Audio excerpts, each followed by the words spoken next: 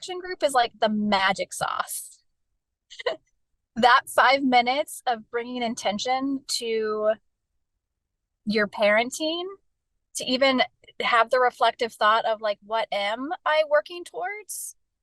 What am I willing to commit to? What's the next smallest step that I could take? That is the magic sauce, because intellectually we can read all the things, we can listen to all the modules, we can listen and read all the books or the podcasts, but it's where the your intuition, your mind, and your body come together to actually experientially put it into practice. And each and every part of this action group is a mirror for myself, and I also get to mirror back things to them, and that is the gift. Hello and welcome to the Your Parenting Mojo podcast. Do you have a small group of parent friends who are there for you no matter what? These people would hear you and hold you in your lowest moments when nothing seems to be going right, and wouldn't judge you and would instead reflect back to you exactly the version of yourself that you like to see in your best moments as a parent. These friends would offer insights into the struggles you're facing, and while they wouldn't parent exactly the same way that you do, they're aligned enough that their suggestions are something you would at least consider doing. And they only offer you advice if you say you want it. They wouldn't be offended if you said, I just want to vent today. And you wouldn't feel like a burden to them because you would know that another day things will be going better for you and another parent will be having a hard day, and you'll be there to hold them just as they held you. And why does it matter if other parents understand us? Well, when we see ourselves reflected back by other people who care, we access a better version of ourselves. We realize that we can cope with things that previously seemed so shameful that we could never admit them. When others perceive us as the parents that we wished we could be, it helps us to actually be that parent more of the time. Today, I'm going to introduce you to not just one amazing parent, not even two of them, but 6 of them, and they have exactly the kind of relationship that I just described. And you're going to hear exactly how it works. So here's what's going to happen. So in the parenting membership, we have what are called action groups, and they meet together every week for 40 minutes. A few months ago, one group kindly agreed to let me record one of their regular sessions. Leader Katherine told me afterwards that this meeting felt fairly typical to her, so it's almost like we'll be a fly on the wall. And I watched the recording of this session, and then a week later, the group let me crash their regular meeting. It was at 7 o'clock in the morning, so I was just about awake, and we discussed what I'd heard on the recording and what it's like for each of them to be held in this way in this particular community.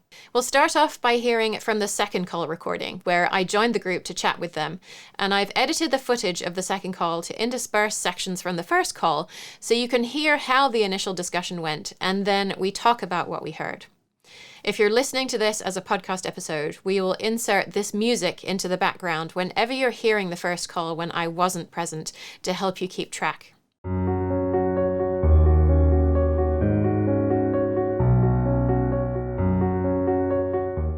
If you don't hear that music, you will know that I'm there talking with the participants. If you're watching on YouTube, obviously it's going to be more obvious because I'll either be on the screen or I won't. So don't worry if it sounds complicated. We will get the hang of it as we go. All right, so here we go. So can we begin by one of you explaining to us what an action group is? So what do you do? When do you do it? Where are you all located? Well, an action group is, action stands for accountability, clarity, and team. And we gather once a week for 40 minutes, thereabouts. And there's currently 6 of us in our group.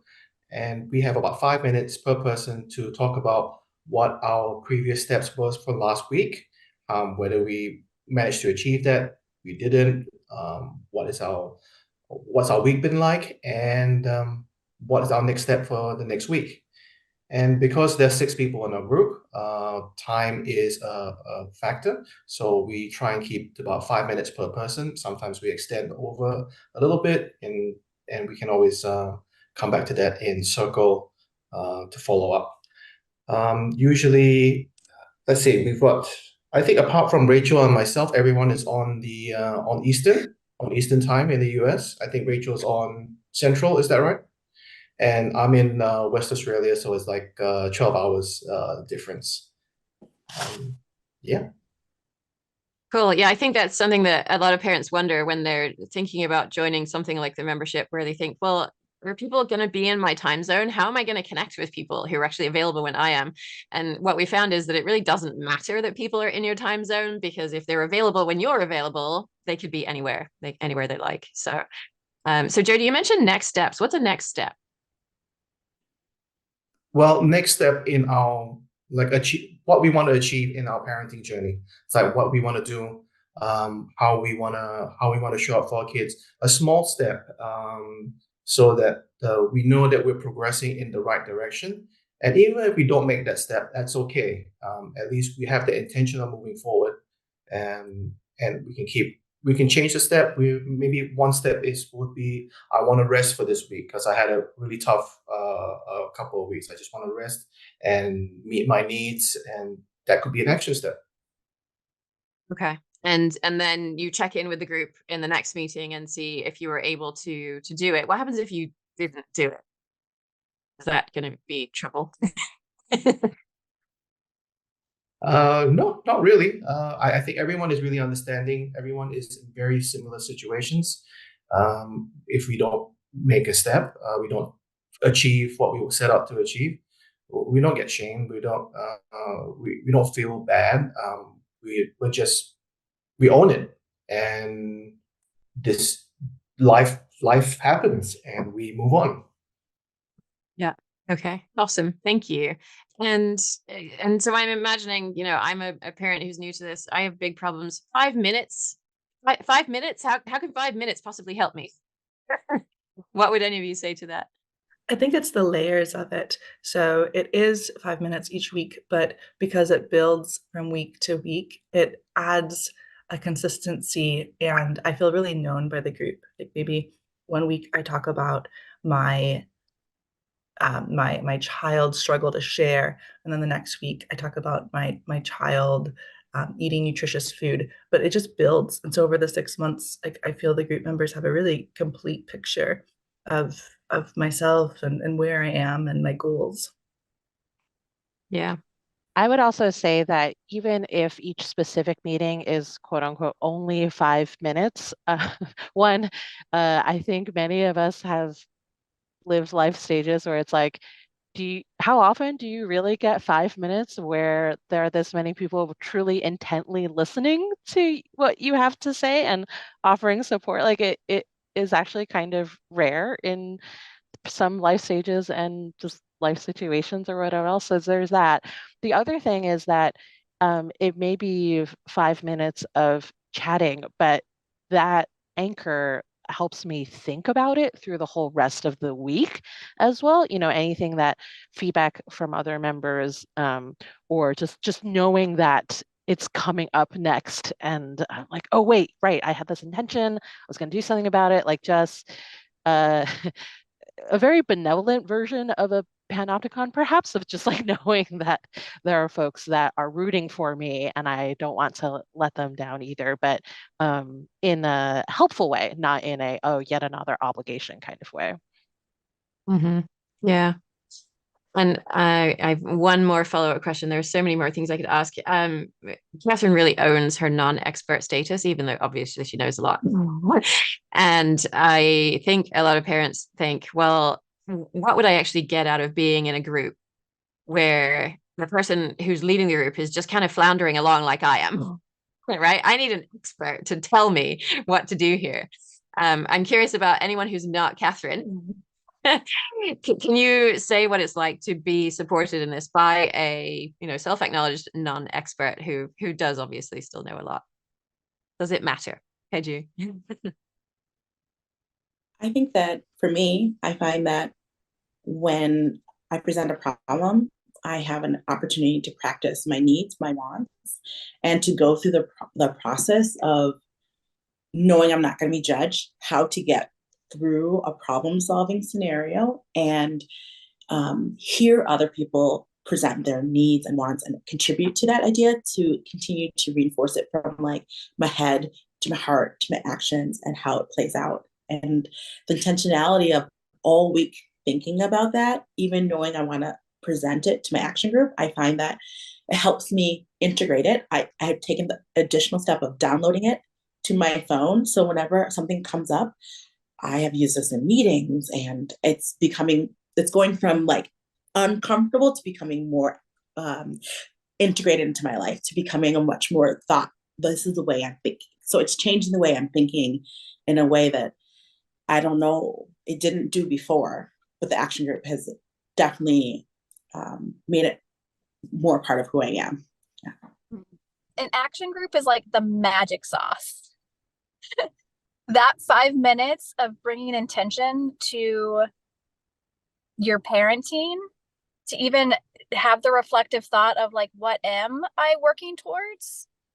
What am I willing to commit to? What's the next smallest step that I could take? That is the magic sauce, because intellectually we can read all the things, we can listen to all the modules, we can listen and read all the books or the podcasts, but it's where your intuition, your mind, and your body come together to actually experientially put it into practice.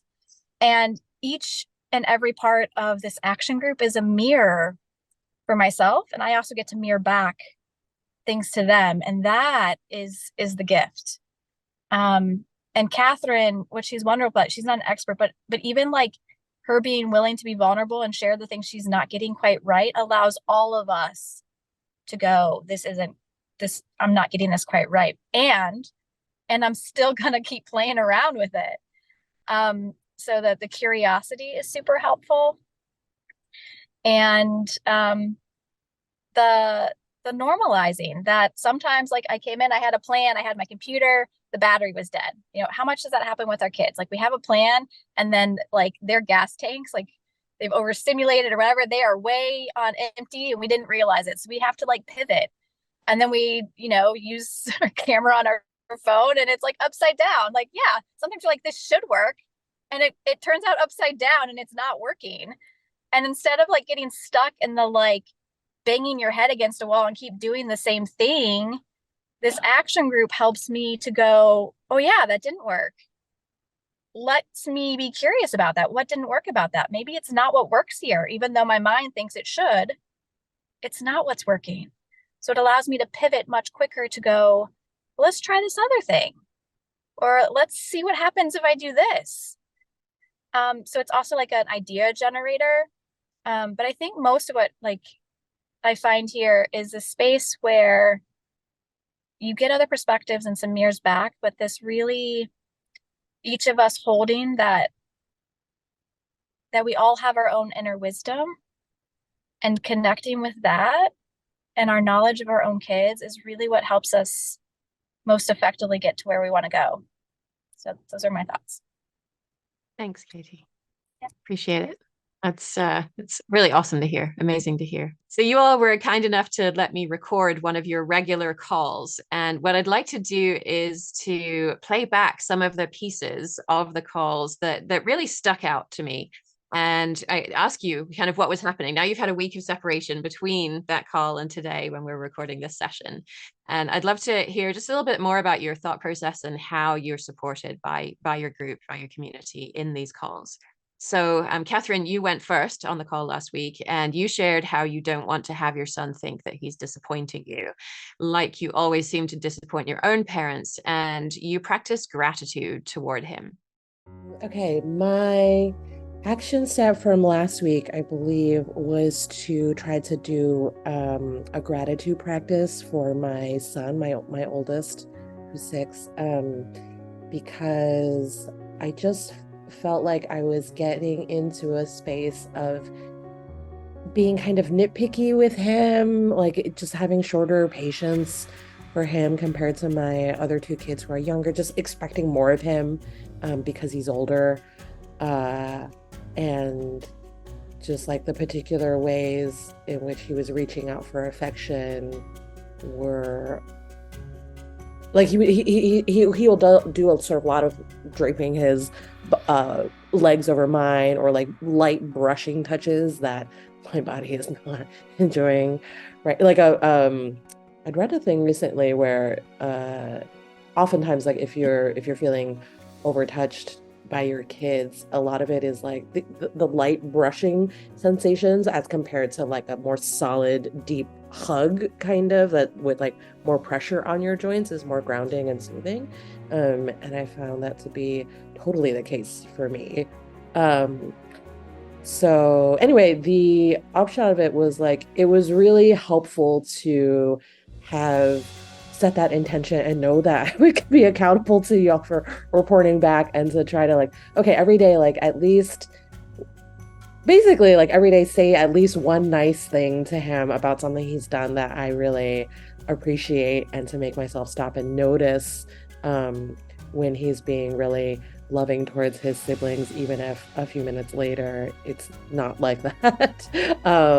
Or just something he's helping us out with, even if he's grumbling a little bit about it, or whatever else. And I don't know if he or anyone else necessarily noticed, but I felt better about it for having this intention. Like, it's very much more the kind of relationship that I'm working towards, right? Where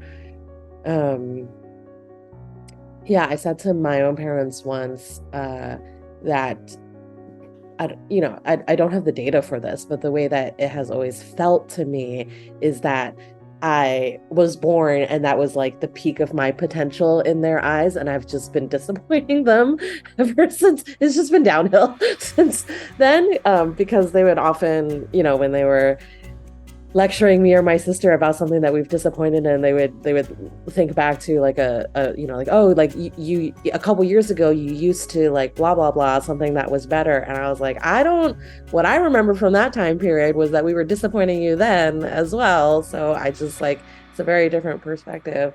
So I've just been reflecting on that. Like, I don't want my kids to feel like I'm always exasperated with them, which was the direction I was leaning in a little bit. So yeah, that was good. I'm going to try to keep up, but I think my next step this week is building off of the success of that. So you said it felt good to set that step and to be held accountable for it. So how did it help? I think it's interesting for choosing a next step often that, like I want to set a goal that I am actually kind of excited about in a way.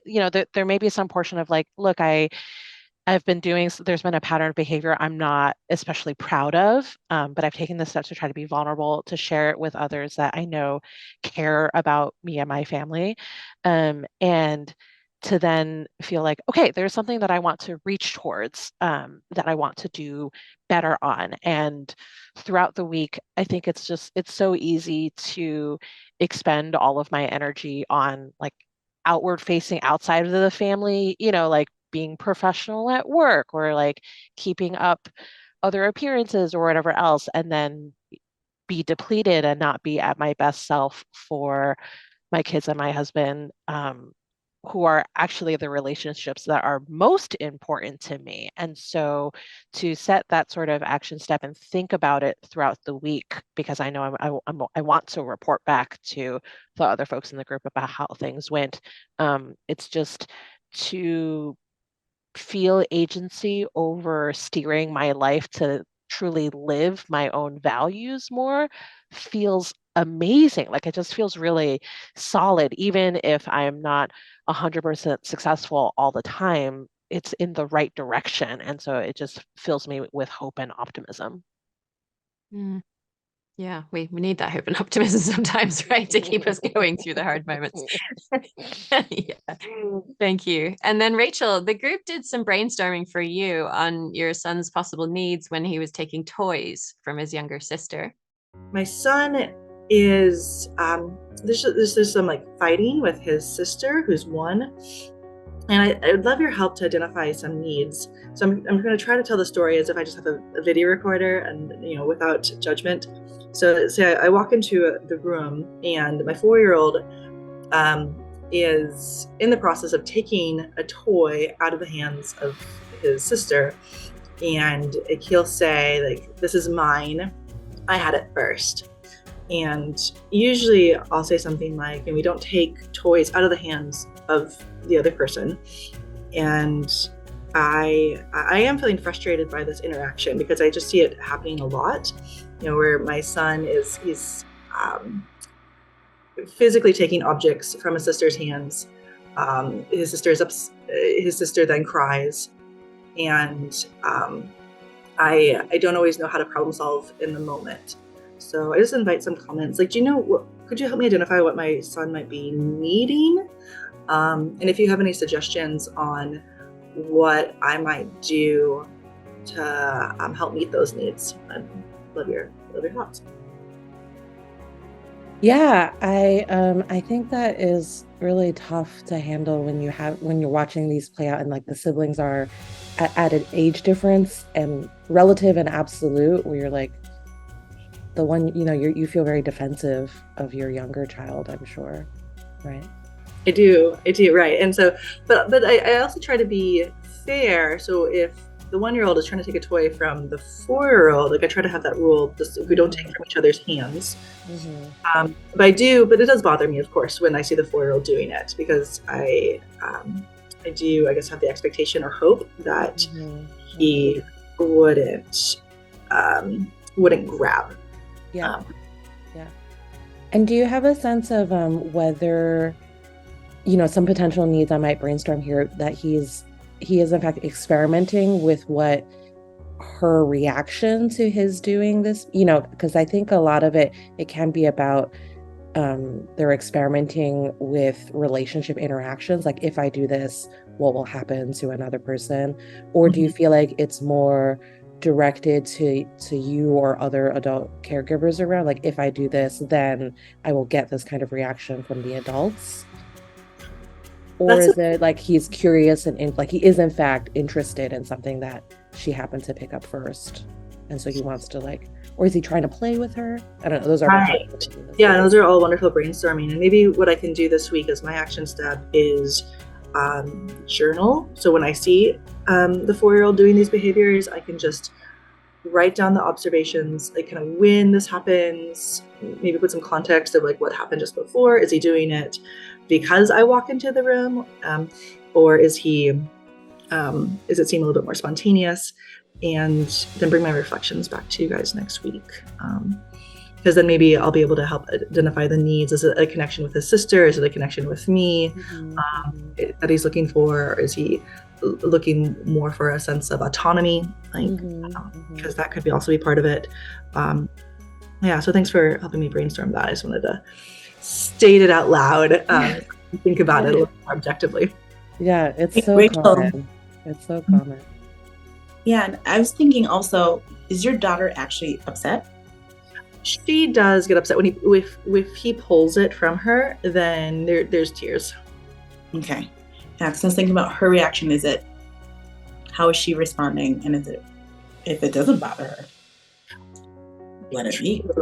True. Yeah, that's true. And you're right. I should caveat, not every time there's tears. Sometimes she'll just redirect to another toy.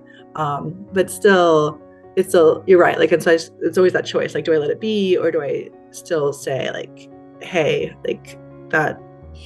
that's not something that we do in our house. We don't pull from other people. And maybe even just by taking a journal, I can see how often this is happening, because of course, because I'm seeing it and I'm something that I don't like. And so maybe it's becoming a bigger problem in my head than it actually is to the children. So what did you take out of those ideas, and where did you go next with it? After discussing with the group, I decided to observe and write down when my son took toys away from his sister. And I discovered that he took toys away that he has deemed special. And so, for example, he took a book away from his sister because he had recently received it as a gift. So it was his book, and he told that to me when I asked him. And so we had a family conversation at dinner when we were all calm and fed. And he decided he'll keep his special toys and books on his bed so that his sister won't access them, but also that we, his mom and dad, will know what ones are really special for him, because sometimes it gets confusing. And so through journaling, I also realized that my son doesn't take items as frequently as I perceived. He took toys 3 times this past week. And so when my husband and I looked at the notes, we decided that he has a need for more autonomy and have come up with different ways he can grow in new skills. So, but the group helped me stay accountable to that, because I knew I was going to report back to them that so that they could either celebrate the win with me or help me brainstorm further. Yeah. Wow. And so yeah, the impression I definitely got when I watched the recording is this is happening all the time, right? Multiple times every day. And so It to felt have the like that. journaling be very different, yeah. Right. Is So that helped as well, just to be able to be like, oh, what's reality and what's my perception? yeah, yeah, fantastic. Thank you.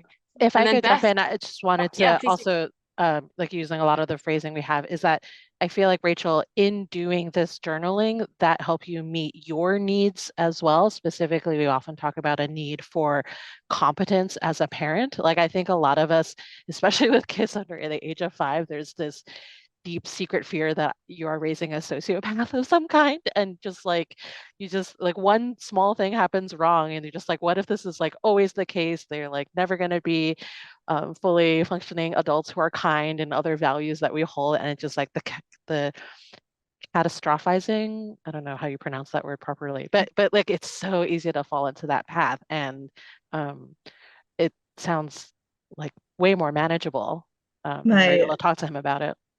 my husband and I, we frequently go to bed and we look at each other and we're like, maybe we're just doing it wrong. And so it's helpful to come to the group and be like, are we doing it wrong? Are we doing it right? Tell me your stories. Yeah, and so we often find, I think there's like, okay, there's like some areas for improvement, like you can problem solve together as a family and feel like you're collaborating, and not like it's a parents versus children trying to whip them into civilized states or anything. Definitely. Yes. Okay. Thank you. Thank you for that. And so Beth, you were talking through a challenge that you were having getting ready for upcoming holidays. And all Katherine did was ask you a simple question about what you want. And you realized what the underlying issue was, right? That you have a need for rest that hadn't been accounted for in your planning so far. And then, of course, it seemed like that was sort of a chronic issue. I'm worried about the long holiday break coming up and how to handle that, because I don't have any real scheduled downtime unless family kind of takes her. She's not in any camps or anything. And so I kind of want to, between screen time, problem solving, and connection, kind of want to figure something out in advance. But yeah, I'm not quite sure how to do that, other than like to try to have conversations with her. But I think something in that arena should be my focus for this week, maybe, or the next couple of weeks until it pops up. Because yeah, I'm the fact that I'm not going to get much downtime is going to make it. I struggle with that a lot. I don't know if anyone has any thoughts, suggestions. My thoughts on this are a bit malformed or nascent. When is the holiday break? 21st, I think, is when hers Oh, starts. so a couple weeks more from now. Yeah. 21st is the first day. It's like the Thursday before Christmas. And then it's a 2-week break, I think. Almost. And are you thinking more that you're thinking ahead for seeing if there are ways to build in more downtime for yourself by arranging schedule or help or such? Or is it more you want to see if you can start raising the conversation with her to talk about your need for rest and both of your needs for connection and participating in brainstorming? I think it's the latter, and I've been thinking about it more. Ooh, this is telling. More around her need for connection and not including myself in the equation, as per usual. So yeah, my need for rest. Historically, she's been a bit resistant to my needs. So, yeah.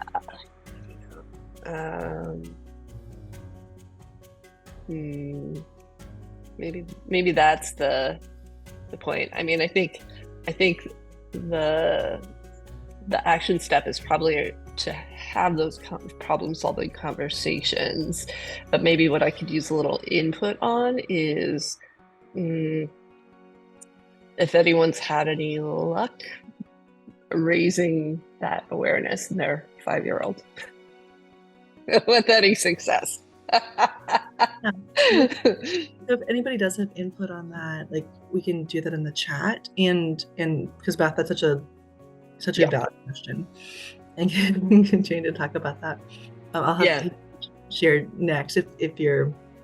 Yeah, no, thank you. That helped me to clarify, because I was kind of uncertain about how to move forward, and yeah, thanks for helping me get to that realization. For sharing. So since rest seems to be kind of a consistent need of yours, I'm curious about how being with your action group helped you to see this in a way that was apparently more difficult to access by yourself. Yeah, this is something that I've been working on in my therapy sessions as sort of a me issue. And I keep trying to figure out how to notice myself in the equation. But I hadn't quite made that connection to seeing myself in parenting situations when I'm focused on my daughter's needs. So yes, this is a chronic issue. I have a bit of a blind spot generally, and I think that a combination of things from the group has helped. One is just having that weekly touch point where it keeps coming up and where I'm making some of these connections in my brain and externally between parenting and self, and really pulling those closer together, integrating them. So the group kind of knows this about me, and so it comes up a lot. And I think the other aspect is hearing other people in the group bring it up in their own situations as well helps me start to recognize it more. And then, of course, a very pointed question like Katherine's.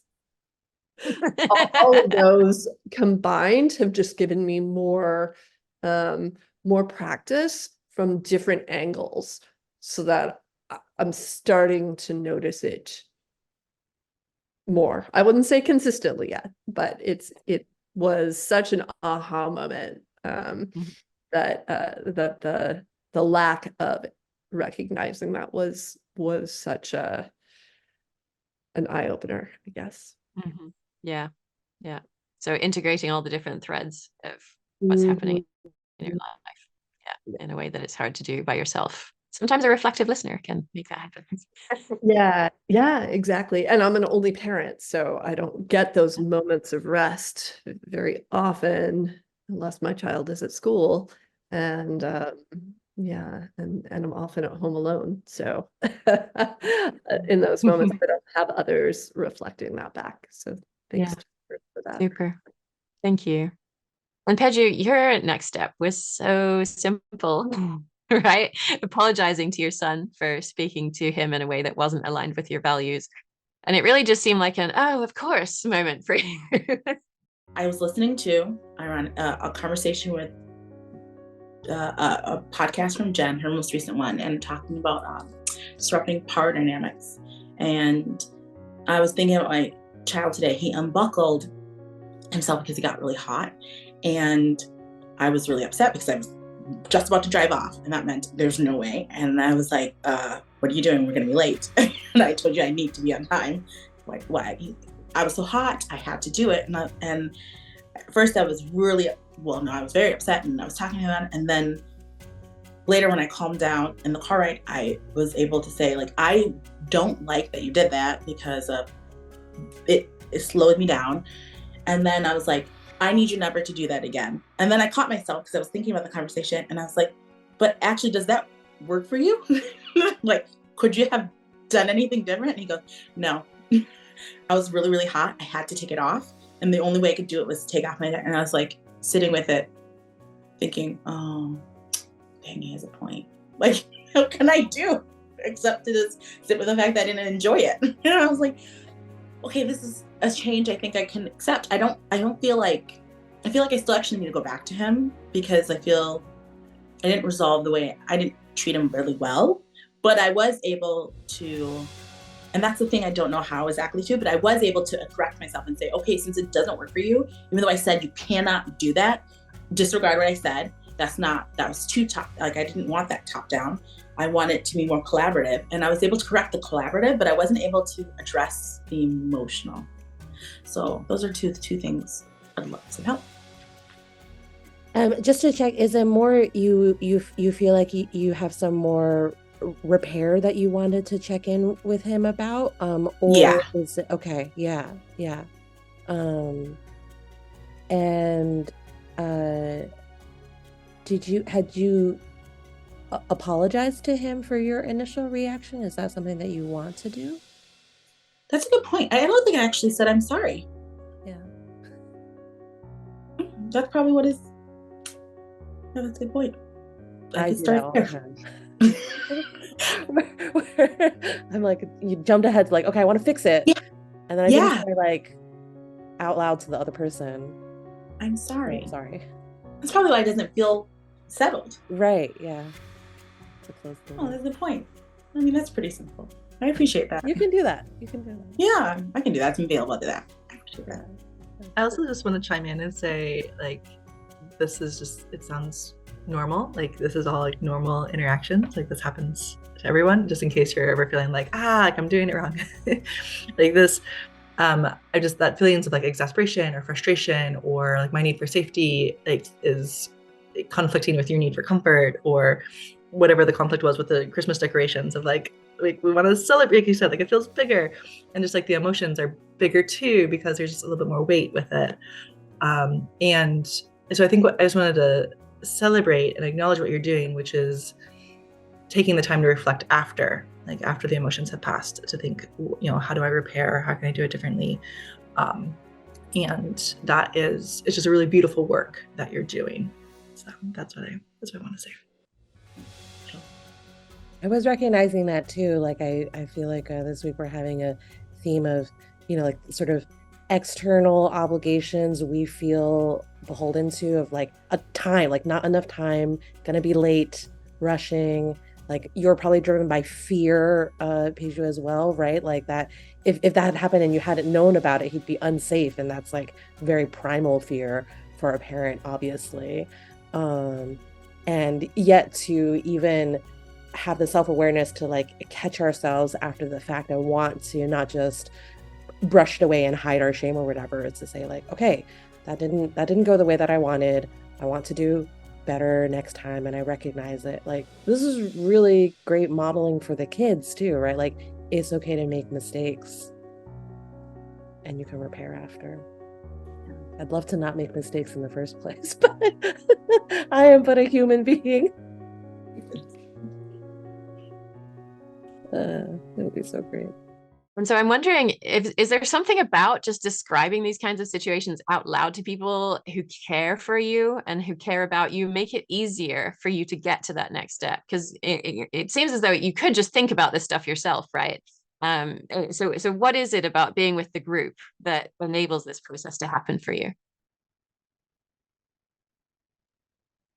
I think it has to do with just, again, integrating it from my head to my heart and making it something that is consistent in the way I do life. And I don't easily apologize. I find that I'm a very intentional person, and I try to do things like I feel like I thought it through. Like, I was like, we were ready to go. Like, even in that scenario, I thought I handled, I feel like I'm very intentional and I'm very particular about things. And so even that simple step of not apologizing, like I knew I was in the wrong. I felt something was off, but I couldn't even articulate what was off about what I did. I think that mirroring back has been just very helpful for me to really integrate into myself the changes that I'm seeking as the change, and create a home in which we are doing the work of disrupting the changes that I've been seeking for. I have very intentional family values in our home, and I'm holding myself accountable and then doing my own work. Yeah, absolutely. Thank you. And Jody, I know doing your own work is a theme for you as well. And I know you have a somewhat challenging relationship with your parents that we've been, talking about in a bunch of different forums. And so Peju really reflected something to you, right? This idea of acceptance rather than trying to force forgiveness for your parents that really seemed to resonate for you. Basically, I was having a full-on argument with my mother over WhatsApp. And this took the entire day because between each message, it was like a 20-40 minute gap of the response and reply and response and reply. So it just dragged out the whole day.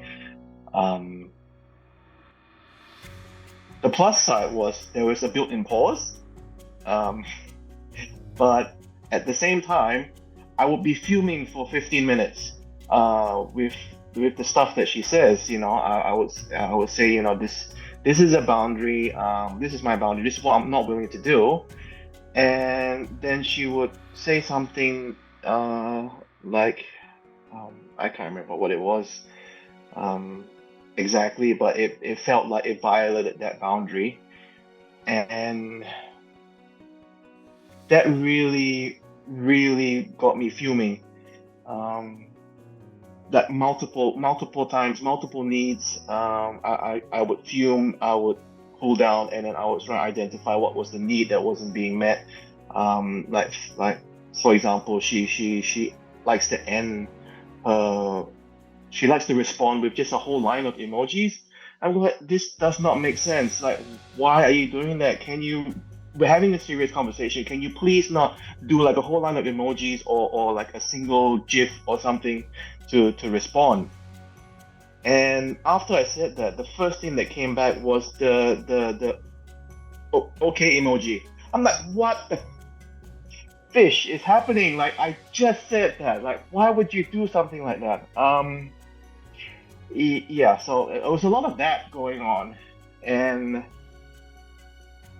yeah, so at the end of the day, I was really drained, and I tried using the module 2, parenting as a team, like the soft start approach. Is that okay? I'm feeling hurt right now because this doesn't work for me, and how do you feel about that?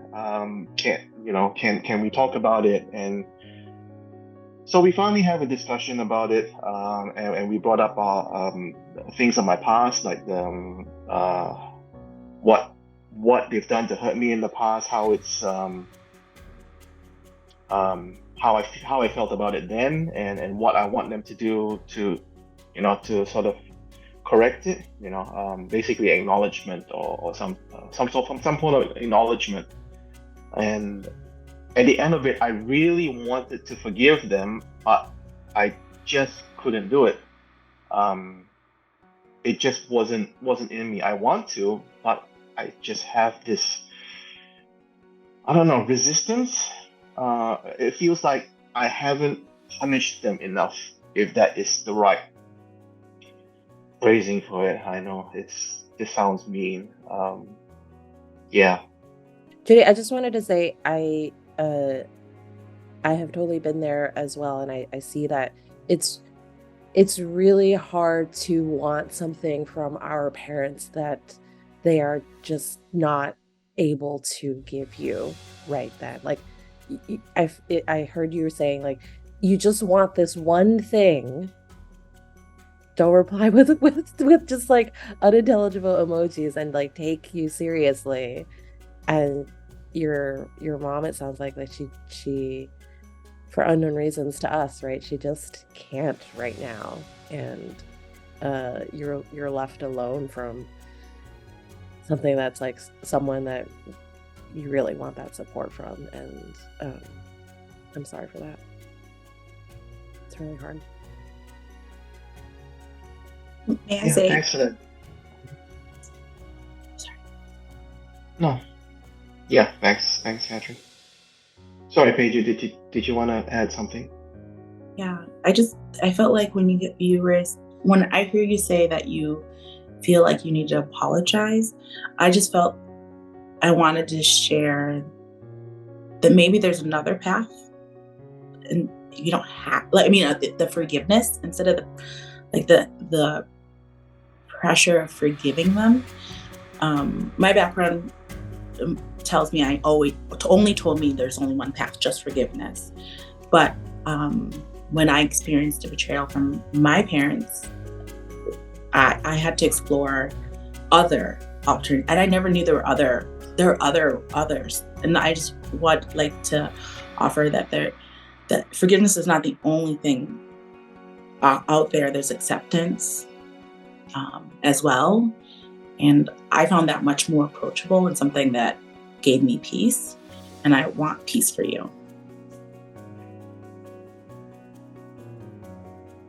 That was really beautiful. Thank you. I never thought of just not forgiving and just accept instead. I'm not sure how that will work, but I will definitely have to consider that. Thank you. So how is this sitting for you now, Jody? I think it was such a sudden realization for me that it took a while to process. I had to talk it through with my wife, with my accountability buddy from Taming Your Triggers workshop. And when I finally internalized that I could just accept rather than forgive, I just felt lighter. I mean, I was still tired. Nothing's changed with my parents, but I just felt this whole sense of body relief. And yeah, it was just from one suggestion from Peju, and it was such a beautiful suggestion. I never would have thought of it myself, and it's made the world of difference for me. Yeah.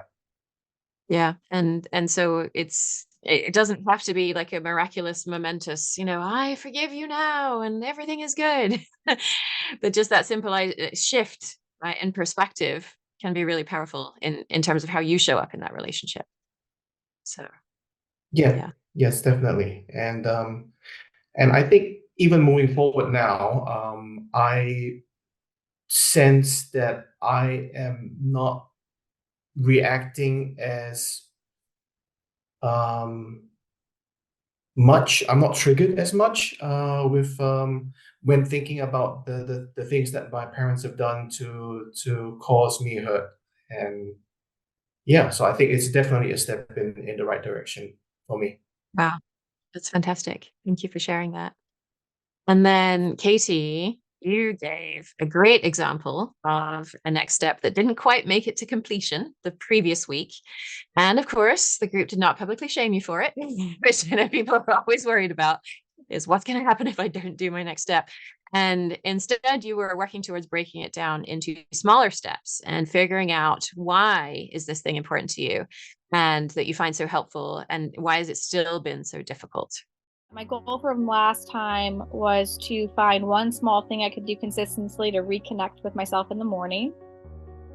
I'm going to say I did not type that up in our chat. And I also did not mostly do that. So this is not new for me. Last year, my goal was with the breathwork course, was to breathe 28 breaths every day. Seems pretty simple, right? Like 3 minutes of breathing, like in a particular way, but 3 minutes of breathing, like, should be so easy to do, right? It took me 8 months to be able to do that.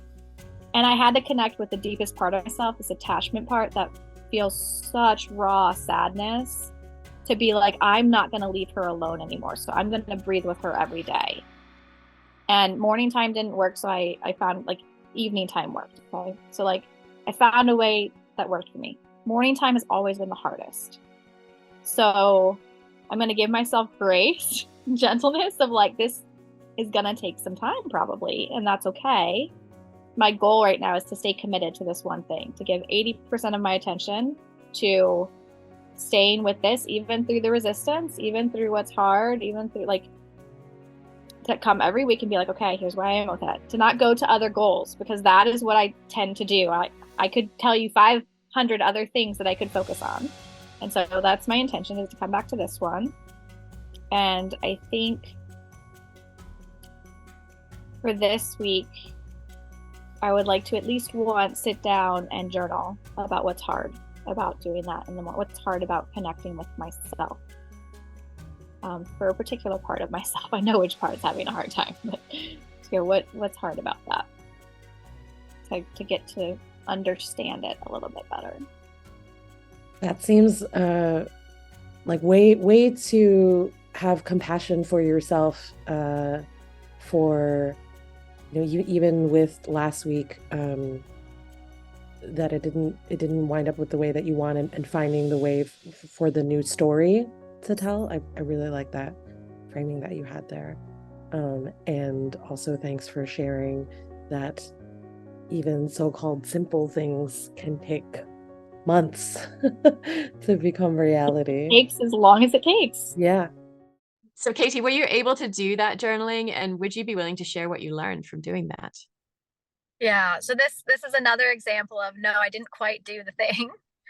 I didn't do the journaling, but for me, when I get curious and ask the question, I may not go and do that thing the way I think I want to do it, but the asking the question itself kind of guides me through the week. So that question I got of like, why, what is hard about this, I took with me. And I generally have therapy after this meeting, so that actually kind of like flowed right into my therapy session.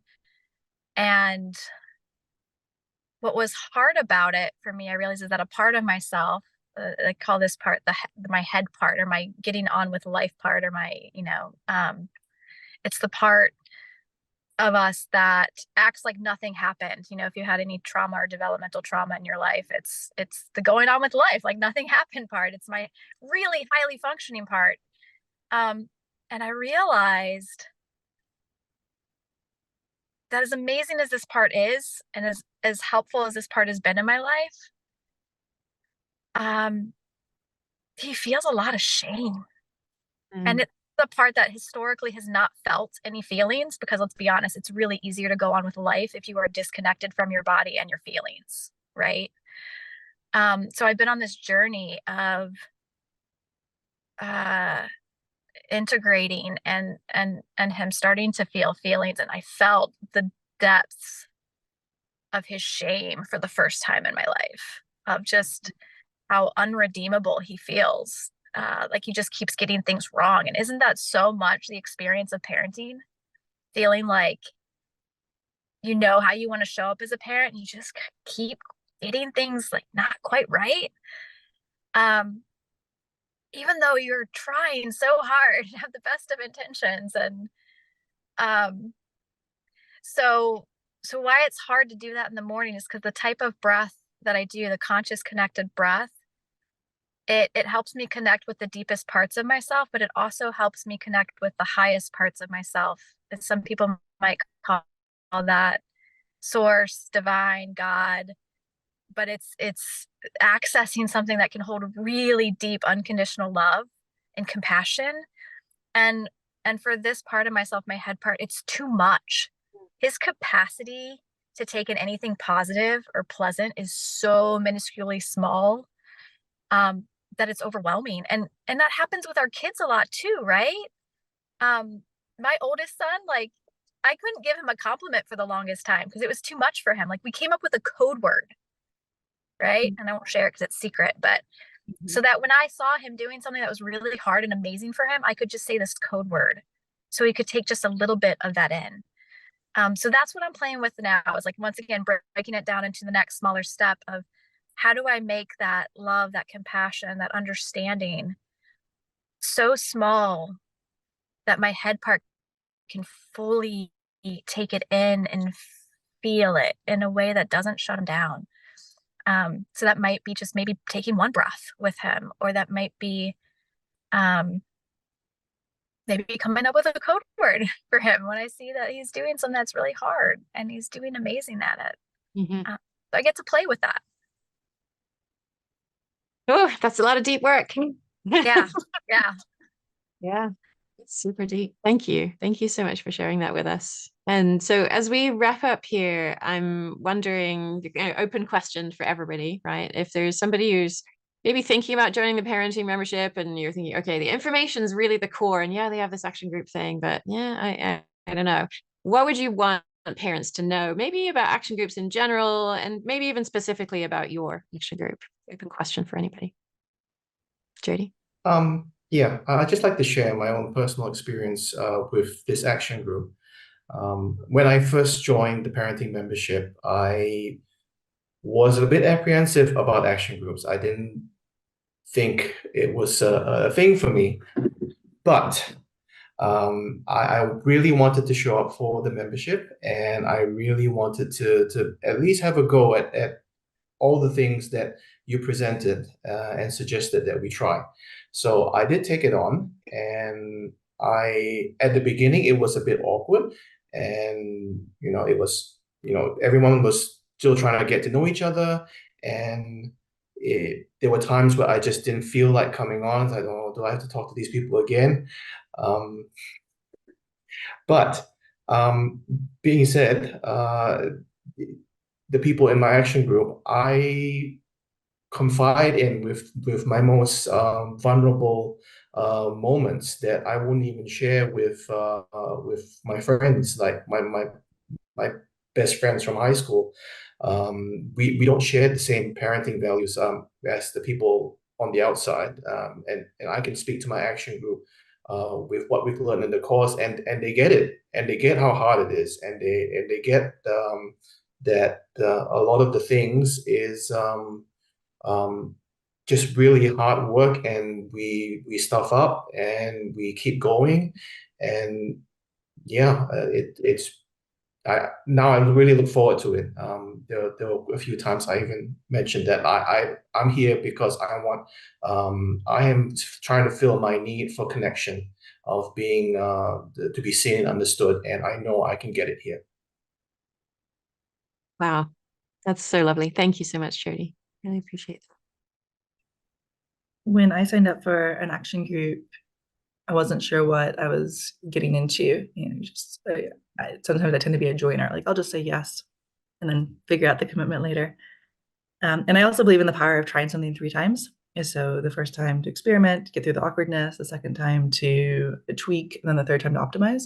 So, but the third time that I showed up at the action group, I knew that this was a good group for me.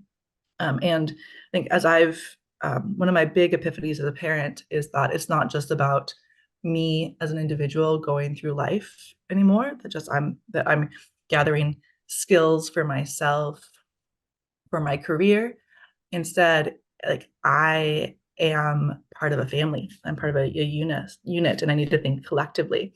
And so it makes sense to me that I'd also be learning and integrating as a community as well.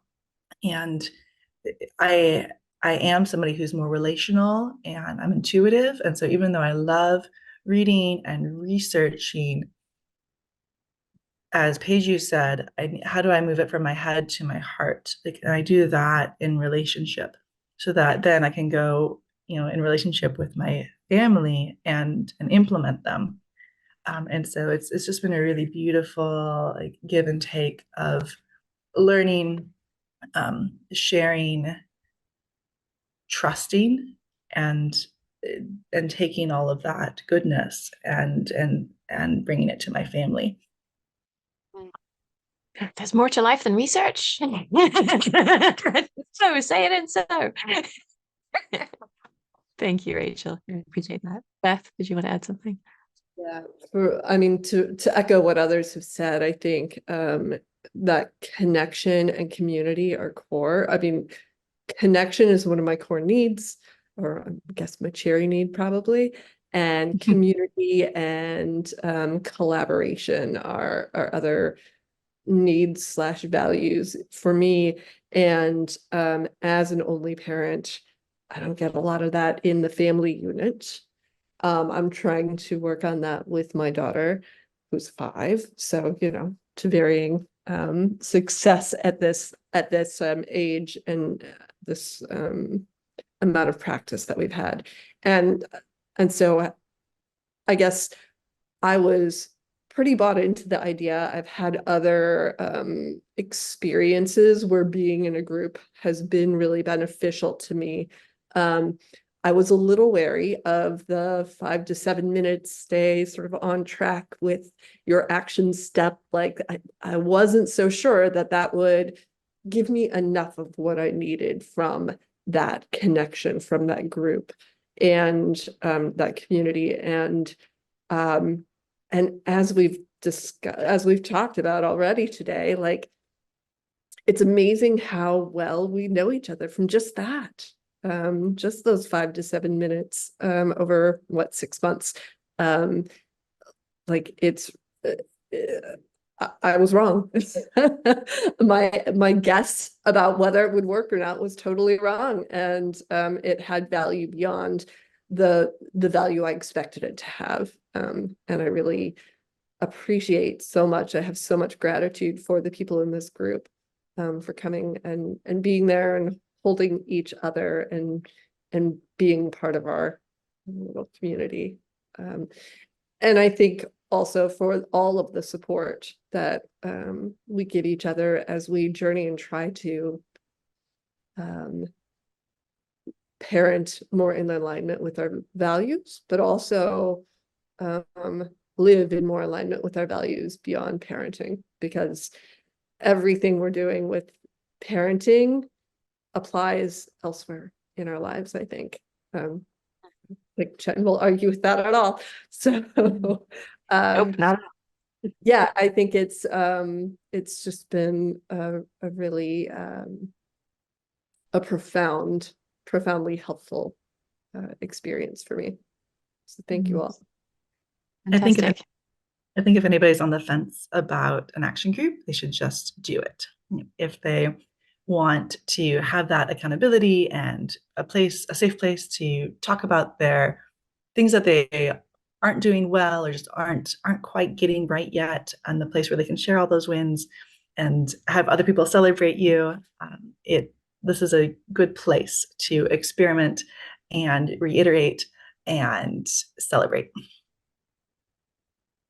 Lovely. Thanks, Rachel. Yeah. I'd like to piggyback off of that celebration, because I think an action group, no matter what stage of your parenting journey you're on, an action group is the best resource and gift you could give yourself. Because if you're early on, there's so much shame and judgment in the parenting space that an action group helps you to diffuse that shame, because shame can't exist when it's spoken and it's held in a space of compassion. We heal in relationship. So being in the space of others that get it, that understand the challenges, and that can hold compassion is so incredibly just a balm to your soul. And the celebration piece is early on. Like I've learned that for me, I like focusing on one thing and mastering that one thing is what works the best. And my first one thing that I chose to master was celebrating my wins, because it's the celebrating of your wins that helps you get out of the shame. It's the fastest way out of shame is celebrations. And if you can't quite get directly to celebrations, then like compassion, self-compassion is the middle route. So that alone helps you early on. And if you're later on like me and you've like read all the things and have all the like multiple parent coaching programs and all the podcasts, like I didn't need the intellectual things anymore. I mean, I can still learn some from that. But when I joined Parenting Mojo and I asked myself, if I was only able to do one thing, what's the one thing that would have the most impact for me? Because I'm also a solo parent, so I'm very mindful and intentional with how I spend my time and energy. That one thing was an action group. And so this is the only thing that I'm doing right now with Parenting Mojo. And it's been incredibly useful, because for me, it is that accountability. It is that celebrating that wins. It is yep, I tried this thing. It didn't work. All right, next thing. So I don't get stuck in the doing the same thing every week over and over again. That's not working. So yeah, I'm team action group. Love it. I got goosebumps when you were talking about the shame, how it helps with that. I wanted to share for any folks in the audience who, if there's anyone who's feeling a little bit like, wow, this still sounds like kind of touchy-feely for me. I'm not really much of a feelings person. I just want to share, like, I'm a software engineer by trade. My husband describes my orientation to the world as in God we trust, all else must bring data. Like, I'm not really into necessarily a lot of like woo-woo stuff overall. And I'm too tired to be doing things in life that don't fulfill me some need in some way, right? Like I'm very ruthlessly Marie Kondo. I just turned 37 over the weekend, and every year my birthday wish is the same thing, which is like for no one to talk to me or touch me and just leave me alone for the day, pretty much. All right, so I'm a huge introvert, and I look forward to this group every single week. It's worth it. You may have to experience it to believe it, but it's worth trying. Very true. Thank you, Katherine. Peju, would you like to add anything? I think what I thought was I like to share that this is actually my second action group. My first one, they decided to end. We weren't able to all keep to that commitment, but a seed had been planted, and I was committed to creating, like, to doing the work, and I felt that just showing up was the best I could do at the moment. And even this group gave me space to just show up, and in it, I felt the capacity to even do more as I was showing up, and I was gaining skills of really what I was looking for. Like sometimes when you look at the framework of how to do nonviolent communication and how to integrate your values into your life, it's hearing in those stories other parents doing it that you're like, oh, sometimes a little light bulbs go off. And I find that just like very encouraging. Maybe it's the way I learn, but it's true. I feel in community, you learn so much together and in relationships. And it truly is non-judgmental. I don't feel, even when I feel something, I'm able to name that something that I feel and work on that. And I know that because I see other people model it. And it's true. You really are given the space to be you, to grow in our commitment of doing this work, this change work, and parent in the way that's aligned to what we are saying we want to do. And we're not all the same, but there is a framework in which we are working with, and I feel that helps. And our leader, Katherine, is very helpful in guiding us through, and like, even though it's 5 minutes, I think that actually really does help you walk through things in a great way. And I don't feel lost. I felt like I've been always encouraged when I don't show up. Somebody said like, oh, and I'm like, oh, I meant to come. And there's no judgment. So I feel like everybody's bringing each other in beautiful ways. And there's, even if you think that just showing up is the littlest, it is so powerful. You're doing something for yourself and for your family. And it's the beginning of change, so. I'm so grateful to Katherine, Rachel, Beth, Peju, Jody, and Kati for allowing us to see just a little bit of how they support each other on a weekly basis. It's amazing to think that each of them only talks for 5 minutes, and yet their knowledge of each other has built to the extent that they're now integral in each other's lives. They genuinely care about each other. They don't just show up to talk for their 5 minutes to get help for themselves and disappear. They've come to know each other on their good days and their bad days. They can celebrate with each other when things are going well, and because they've seen each other on the good days, when someone's having a difficult day, they can remind that person that things won't always be this way. And even though they might feel like a terrible parent in that moment, they're really a great parent having a hard day. As you saw, the parents in this group aren't shy about saying that they don't care that I'm not in their action group. They don't need me to be in the group to get something valuable out of it. I support them by offering modules of content that they can use to continue their learning, and coaching them on group coaching calls, and gathering a community of parents who share their values. I regularly see Jody and Beth and sometimes Peju and Rachel on the group coaching calls that I lead. I never see Katherine or Kati on group coaching calls because that's not their thing. That's not how they prefer to learn, and that's totally fine. Action groups offer a way of learning and growing that's more aligned with their needs. And I will say that I've met parents who identify as profound introverts who were really intimidated by the thought of joining a group and who got a lot out of the experience. As an introvert myself, I think I see why. The scariest part is actually not interacting with other people. It's interacting in groups with no defined roles or things to do that's hard. And this isn't that. You don't even have to speak in your first meeting if you don't want to. So you can get the hang of it. And then there's a defined format to share what worked with your next step from last week, how things are going, and what is your next step for this week. And your 5 minutes go surprisingly quickly. There's no long-term commitment either, because it can take a while to find your feet. We do ask that you commit to attending calls with one group for a month. If after that you decide the time doesn't work or the group isn't the right one for you, you can switch or stop entirely. You aren't letting anyone down. People do change groups, and it's totally fine. So if you would like to have a community of parents in your life who will support you, like Katherine, Rachel, Beth, Peju, Jody, and Kati support each other, then I would love to see you in the parenting membership. Enrollment is open very soon between May 5th and 15th.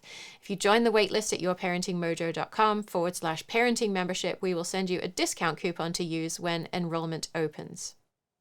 And if you missed the recent Setting Loving and Effective Limits workshop that went for 8 days, I would love to see you in our Setting Loving and Effective Limits masterclass. You won't get everything that you could have learned over 8 days, obviously, but you will get a lot of the content and ideas in just one 90-minute free session.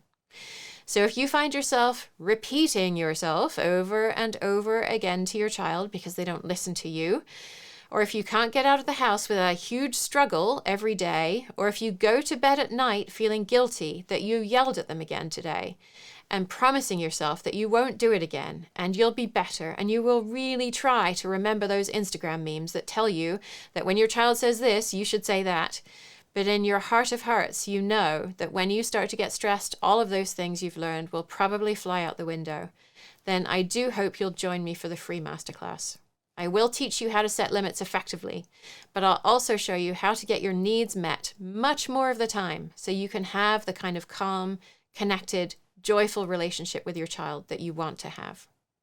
You can sign up for the masterclass at yourparentingmojo.com/setting limits masterclass. I can't wait to see you in the masterclass or the parenting membership, or maybe both.